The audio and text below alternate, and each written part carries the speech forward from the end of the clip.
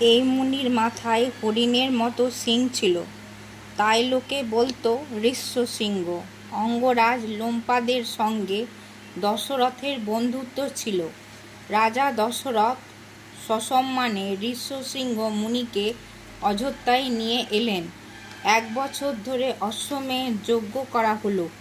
অশ্বমেধ যজ্ঞ শেষ হলে ঋষ্যশৃঙ্গ বললেন, এরপর পুত্রষ্টি যজ্ঞ করলেই মহারাজের পুত্র হবে।